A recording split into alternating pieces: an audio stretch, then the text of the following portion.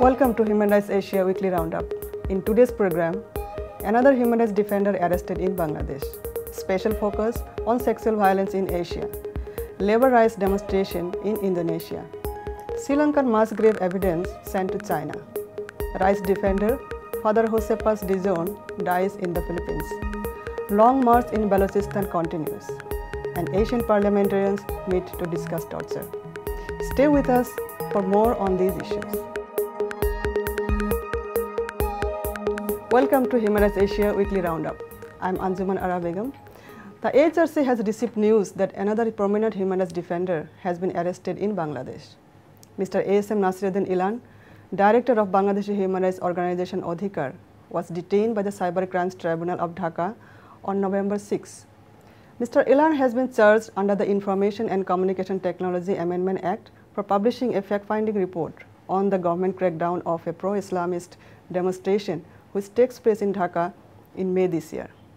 The authorities of Bangladesh has been abusing judicial institutions to try to silence the activists who challenge the government's claim of zero casualty during the crackdown.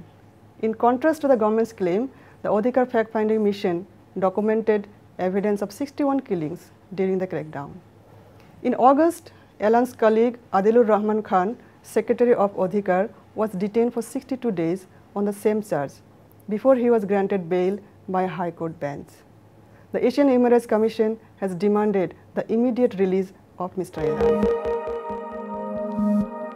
In our special focus in this program, we look at the rampant levels of sexual violence in Asia and the inability of states to curb it due to the lack of police reforms.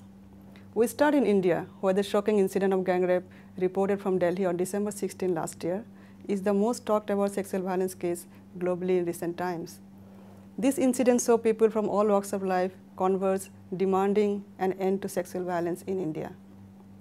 Many cases have been reported from India before and after, yet the situation has not changed and women remain at high risk of sexual violence. With us in the studio to talk about the issues is AHRC's Avinash Pandey. Welcome, Mr. Pandey. How can this level of sexual violence against women in India continue unabated? See, what happened after the December 16 gang rape case, means notoriously known as Delhi gang rape, is a public outpouring of emotions, of the anger against the culture of sexual violence that has been going on in India unabated for a while. It's not that, means that event doesn't mark an end to sexual violence. That event marks just an end to the tolerance of society in general towards the cases of sexual assault. So nothing much has changed. The society remains as patriarchal. The police system remains as insensitive and often misogynist as it always was. And the criminal justice system remains as apathetic to the women who are victims of sexual violence as they are. What needs to be changed? See, what needs to be changed is a very big question, and I will say that it's the system, the patriarchal system that that produces and shapes the culture of sexual violence that needs to be changed. But as it is much easier said than done, and it's a long task. It's going to take ages. What we can change right away is our criminal justice system, which responds really badly to the cases of sexual assault. Means talk to victims after victim. First, they don't have the courage to go to the courts, to go to the nearest police station, generally all male, and laden with insensitive police officers who often are accused of asking very uncomfortable questions, going to graphic details of violence. And even if, means like that is after the social stigma, that they won't get married and it would bring bad name to their family and all that. So once they fight the stigma and succeed somehow to go to the police station, then they find the police officers all male generally. If they clear even that level of ignominy and they reach the courts, what do you get? The court process, the prosecution often ends up in being more torturous and more demeaning to the mental integrity and the honor of the victim, that it becomes much worse than the act of sexual violence itself, rape included. So, and what is the conviction rate after all this? I'm sure it's less than 3%. What we can do right away and what we should do right away is tightening up the criminal justice system. that when you take these cases to the court, to the police system, to the investigative machinery and to the prosecution level, the victims feel secure. They are not harassed again, and the criminals get adequate punishment for their crime. That would be a deterrent. And together with this, of course, the process of changing the attitudes must go on. Child rape remains a major issue in Pakistan, where local cultural myths and practices persist. Statistics show that cases of child rape rose from 668 in 2002 to 2009 so far this year. The rights groups say that these statistics are just a fraction of what's going on in the country. Cases have increased in the age group of 6 to 9 years old girls, and also there have been reports of sexual abuse of young boys. AHRC says that rapes occur across Pakistan for a wide array of reasons: to avenge a rejected marriage proposal, for religious and ethnic reasons, or simply to humiliate women. There have been reports that HIV-positive man believes that they can be cured through sex with a virgin. Social stigma surrounding rape frequently leads the victim to commit suicide, often aided and abetted by her own family, or being forcibly married to her attacker to preserve her family's so-called honor. In fact, rapes are so common and typically unreported that the perpetrators in Pakistan are rarely being arrested, much less tried and convicted. A recent report by London-based Minority Rights Group International claimed that 4 years after the end of armed conflict, women in north and east of Sri Lanka are increasingly marginalized and face chronic insecurity. The report claimed there are an estimated 89,000 war widows in the former conflict areas, with around 40,000 female-headed households. There are constant claims of harassment of these women by the military. In the rest of Sri Lanka, sexual violence is also common. From January to September this year, 2,150 cases of sexual assault were reported, while many cases remain unreported. 48% of all recorded crimes in 2011 were rapes of women, while 89% of these were rapes of girls under the age of 16. It has also been revealed that 90% of women in Sri Lanka are abused when using public transport.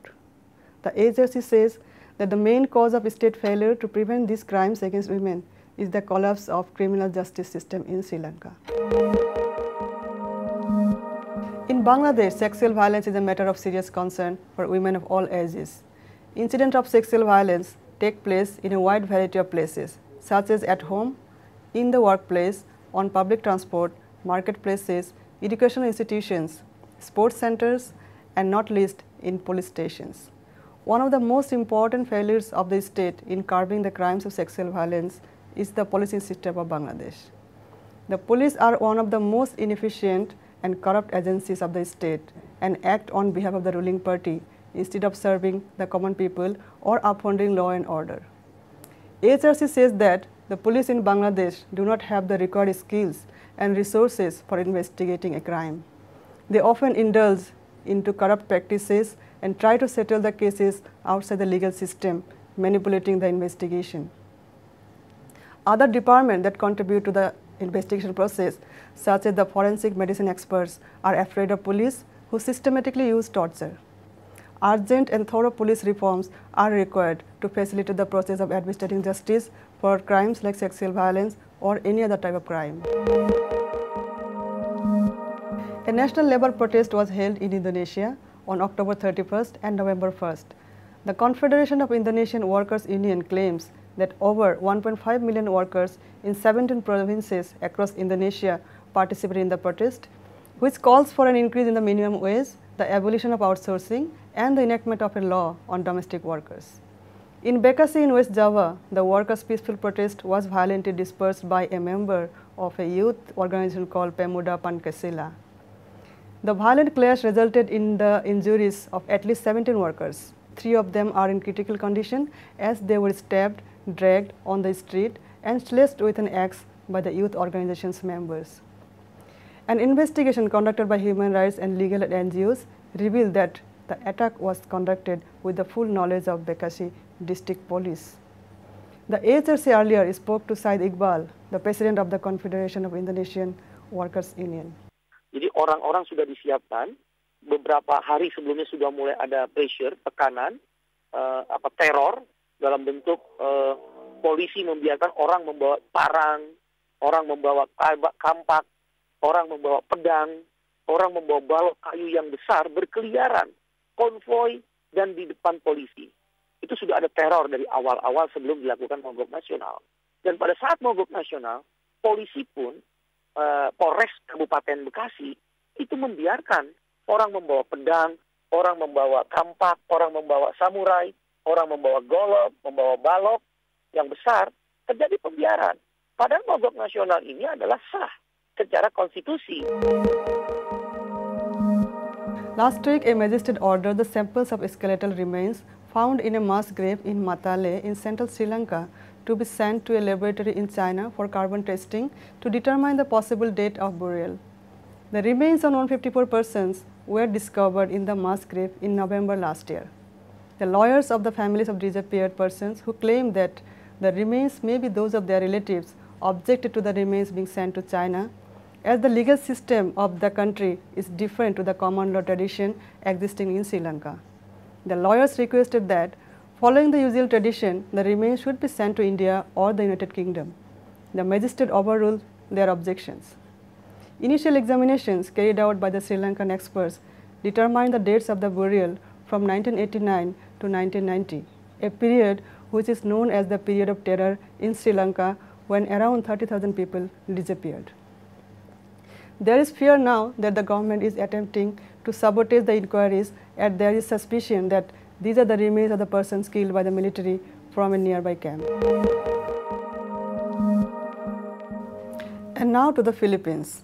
Father Jose Paz Dizon, Executive Director of the Worker Assistance Center, or the WAC, died from complications of diabetes in Quezon City on November 4. He was 65 years old. Father Dizon was one of the many Filipino activists who fought against the Marcos dictatorship in the 70s. He spent over 4 decades of his life organizing workers and fought for the protection of their rights. His organization, the WAC, is one of the many local groups in Philippines that AHRC works with. The AHRC pays tribute to his enormous contribution towards the protection of workers' rights in Philippines, especially the right to associate freely and collective bargaining. In Pakistan, the long march against disappearances and extrajudicial killings have just entered its 3rd week. Recent reports claim that state intelligence agents have been trying to stop the long march by putting pressure on the family members of the protesters. There are also reports that 3 youths were abducted to force the protesters to stop the march. The long march in Balochistan has already covered more than 400 kilometers on foot. Many women and children have blisters and injured feet. The government is not providing any medical assistance to the injured. Reports from the ground say that protesters are still in high spirits and will not end the march until their demands are met. The 2nd meeting of the Asian Alliance Against Torture and Ill Treatment started today in Hong Kong, involving a number of Asian parliamentarians as well as human rights defenders who will spend 3 days discussing the issues of torture in Asia. We will report more on this meeting in our future roundups. That is all for this week's Human Rights Asia Weekly Roundup. For more details on these issues, please log on to www.humanrights.asia. Thank you for joining us and hope to see you next week. Bye-bye.